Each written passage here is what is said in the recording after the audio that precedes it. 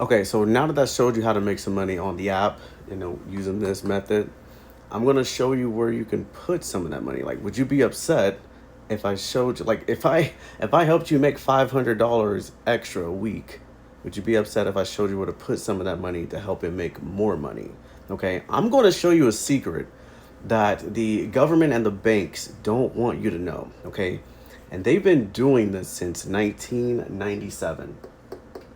Since 1997, I probably shouldn't do that. Okay, so 97, the banks have been able to, okay, so if you have a bank account, which you probably do, okay, when you put money in your bank account, the bank takes your money and puts it into what is called an IUL policy, or similar. It's actually a bank-owned life insurance, but it performs the same way that an IUL performs. So they put your money that they got for free in an IUL. In return, they give you 0.01% if you have a savings account. That's absolutely nothing. Your money is not going to grow in a savings account. And I'm going to show you that here in just a second.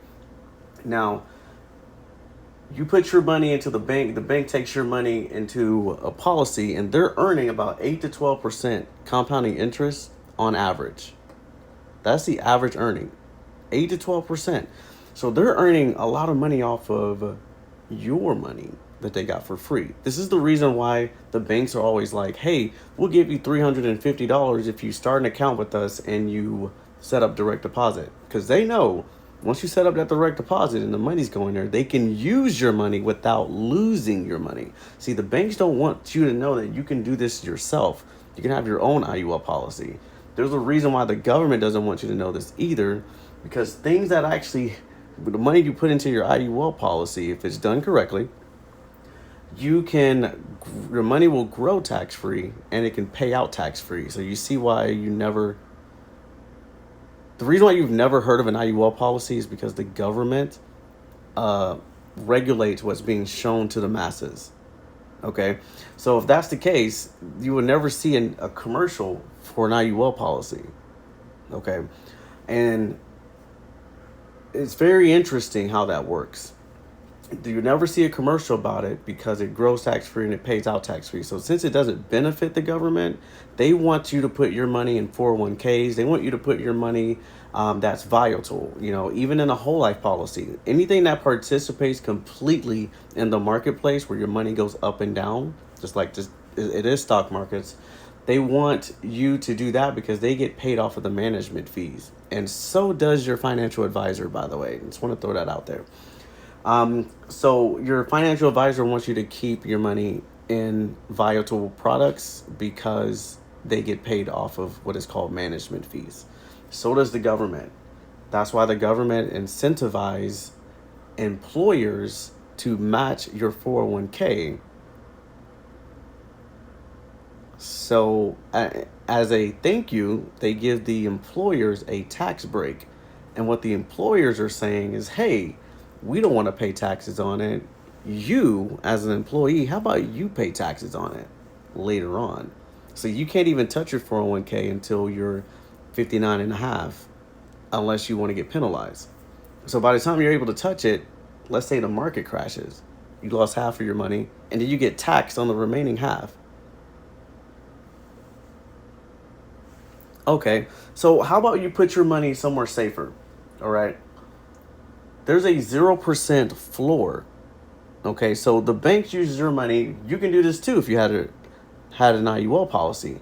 Why wouldn't you get an account that the banks use? See, like, let me just stop for a second and let me iterate. The banks are not even the real banks. The real banks are the life insurance companies, because the bank puts their money into the life insurance policies. Whenever you go into the bank and you asked to borrow money, let's say you borrowed $100,000, the bank will borrow the money from the IUL policy and give it to you. Okay, and like I said, they've been doing it since 97. So let me tell you something. 97, this could just be a coincidence. There's a reason why I got 9/11 right here. 97 is only 4 years before 9/11 happened. Everyone who had an IUL policy did not lose any money when the towers went down. Please don't make me say it again. Okay. And then again in 2008, 2009, during that crisis, they didn't lose any money when the market crashed. During 2020, they also didn't lose any money when the market crashed. See, this is how it works. So you have as a savings account, which is the blue. You say you put $1,000 in your savings account. Well, it's going to stay $1,000 for a long time. A long time. Your money's not going to grow there. Okay. And let's say the red is stocks. So you put $1,000 in. Now you're at 2,000. It goes down. Now you're at 1,500. Now you're back up at 2,000. Go down, and now you went up. Now you're finally at 3,000. But now it went back down.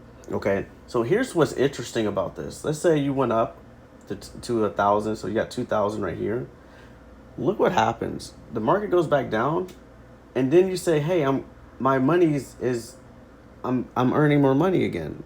That's not true. You're rebounding. You're rebounding from the money you had already lost before. You're just trying to gain that back, and then you lost it again, and then now you're rebounding again here, and then there you go again. So the green is an IUL, so it slowly earns, you know, most of the gains, not all, but most of the gains. So it goes up. If it See how this crashed? Well, guess what? That leveled out.